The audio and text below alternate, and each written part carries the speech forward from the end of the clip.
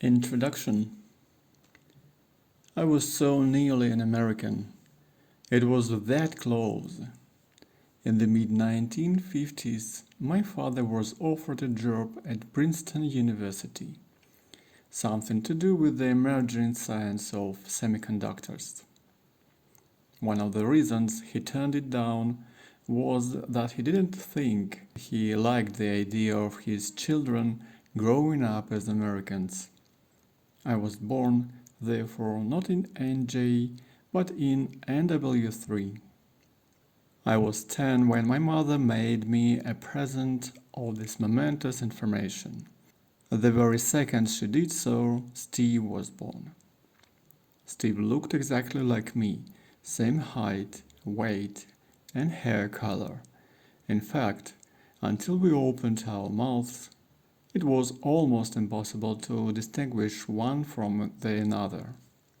Steve's voice had the clear, penetrating, high up in the head twang of American. He called Mommy Mom. He used words like swell, cute, and darn. There were detectable differences in behavior too. He spread jam, which he called jelly, on his smooth not crunchy peanut butter sandwiches. He wore jeans, t-shirts, and basketball sneakers rather than gray shorts, Airtex shirts, and black plimsolls. He had far more money for sweets, which he called candy, than Steven ever did. Steve was confident almost to the point of rudeness, unlike Steven, who veered unconvincingly between shyness and showing off. If I am honest, I have to confess that Steven was slightly afraid of Steve. As they grew up, the pair continued to live their separate, unconnected lives. Steven developed a mania for listening to records of old music hall and radio comedy stars, watching cricket, reading poetry and novels, becoming hooked on Keats and Dickens, Sherlock Holmes and P.G. Wodehouse, and riding around the countryside on a moped. Steve listened to blues and rock and roll, had all of Bob Dylan's albums, collected baseball cards, went to movie theaters 3 times a week, and drove his own car. Steven still thinks about Steve and wonders how he is getting along these days. After all, the two of them are genetically identical. It's only natural to speculate on the fate of a long-lost identical twin. Has he grown even plumber than Steven, or does he work out in the gym? Is he in the TV and movie business too? Does he write? Is he quintessentially American in the way Steven is often charged with being quintessentially English? All these questions are intriguing but impossible to settle. If you are British, dear reader, then I dare say you too might have been born American had your ancestral circumstances veered a little in their course. What is your long-lost, non-existent identical twin up to? Most people who are obsessed by America are fascinated by the physical, the cars, the music, the movies, the clothes, the gadgets, the sport, the cities, the landscape, and the landmarks. I am interested in all of those, of course I am, but perhaps because of my father's decision, I am interested in something more. I have always wanted to get right under the skin of American life, to know what it really is to be American, to have grown up and been schooled as an American, to work and play as an American, to romance, labor, succeed, fail, feud, fight, vote, shop, drift, dream, and drop out as an American, to grow ill and grow old as an American. For years then, I have harbored deep within me the desire to make a series of documentary films about the real America, not the usual road movies in a Mustang, and certainly not the kind of films where minority maniacs are trapped into making exhibitions of themselves. It's easy enough to find Americans to sneer at if you look hard enough, just as it is easy to find ludicrous and lunatic Britons to sneer at. Without the intention of fawning and flattering them, I did want to make an honest film about America, and unashamed love letter to its physical beauty, and a film that allowed Americans to reveal themselves in all their variety. Anti-Americanism is said to be on the rise around the world. Obviously, this has more to do with American foreign policy than Americans as people.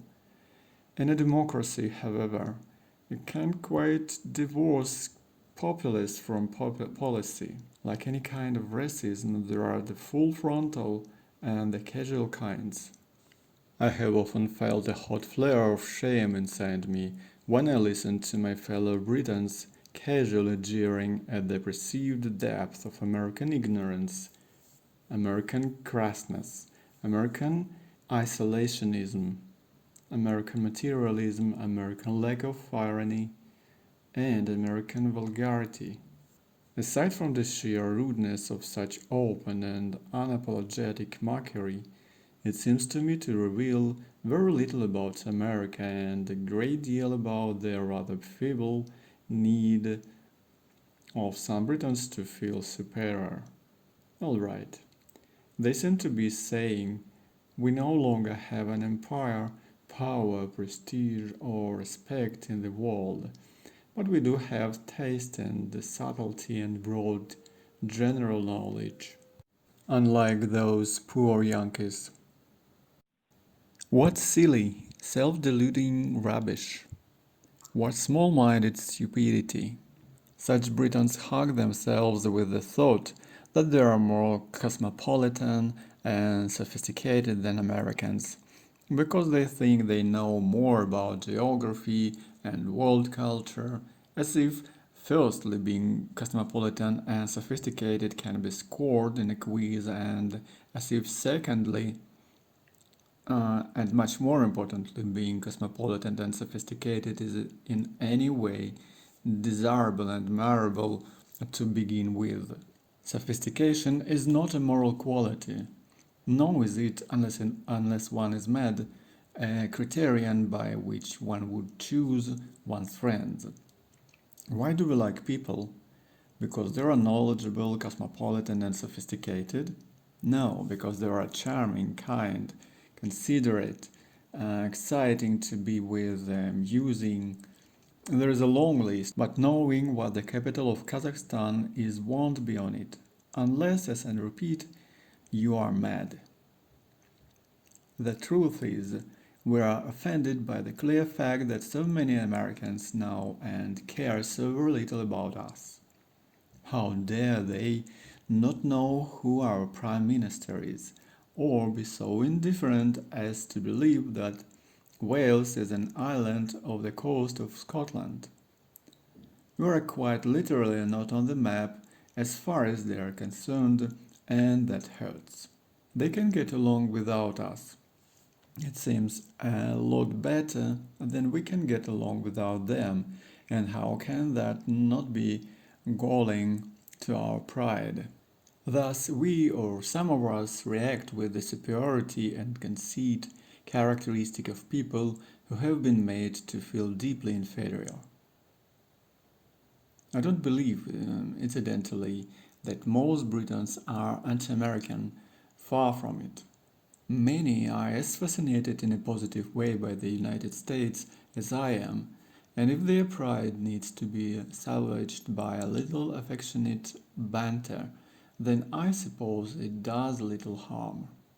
So I wanted to make an American series which was not about how amusingly unironic and ignorant Americans are, nor about religious nuts and gun-toting militiamen, but one which tried to penetrate everyday American life at many levels and across the whole United States.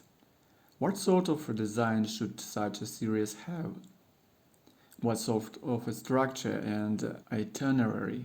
It's a big country, the United States, and surely the United States, America's full name, held the clue all along. For America, it has often been said, is not one country but 50. If I wanted to avoid all the cliches, all the cheap shorts and stereotypes, and really see what America was, then why not make a series about those 50 countries, the actual states themselves? It's all very well to talk about living and dying, hoping and dreaming, loving and loathing as an American, but what does that mean when America is divided into such distinct and diverse parcels? To live and die as a Floridian is surely very different from living and dying as a Minnesotan.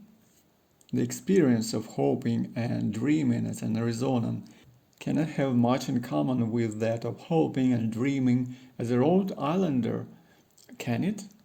So, to film in every state, I had a structure and a purpose. It suddenly seemed so obvious and so natural that I was amazed no British television company had ever done it before. But how would I get about? I often drive around in a London taxi. The traditional black cab is good and roomy for filming in and perhaps at the side of one braving the canyons, deserts, and interstate highways of America could become a happy signature image for the whole journey. A black cap it would be. There is no right tempo for a project like this. The whole thing could be achieved in 2 weeks by someone who just wanted to tick off the states like a transporter, or it could be done over the course of years with great time and attention given to the almost infinite social, political, cultural, and physical nuances of each state. The pace at which my taxi and I zipped along provided me not with definite portraits but with multiple snapshots of experience, which I hope when taken together will cause a bigger picture of the country and its 50 constituent parts to emerge. Between these pages, I have been more anxious to convey the experience than to interpret it. In other words, while this is a book about a journey, it does not presume to draw conclusions.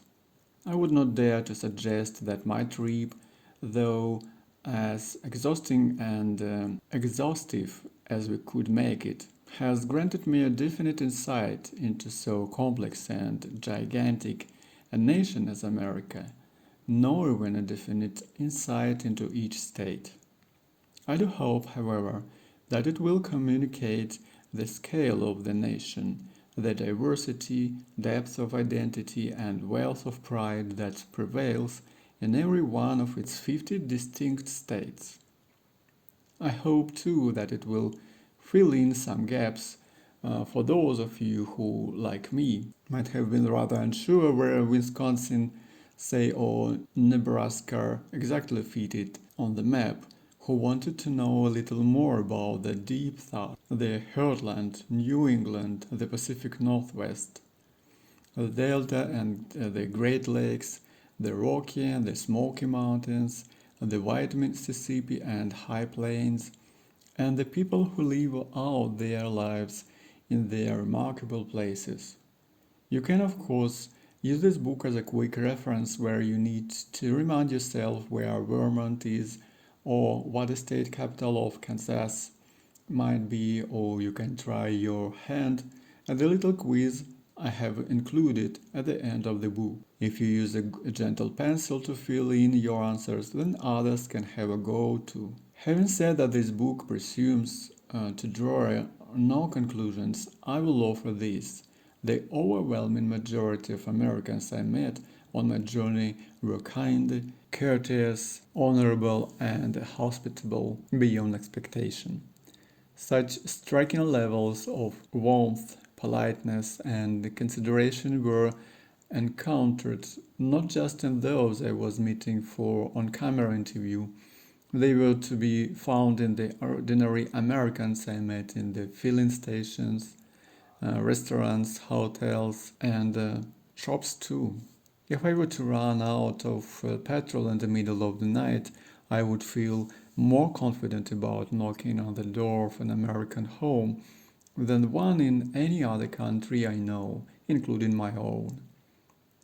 The friendly welcome, the generosity, the helpfulness of Americans, especially, I ought to say, in the South and Midwest, is as good a reason to visit as the scenery.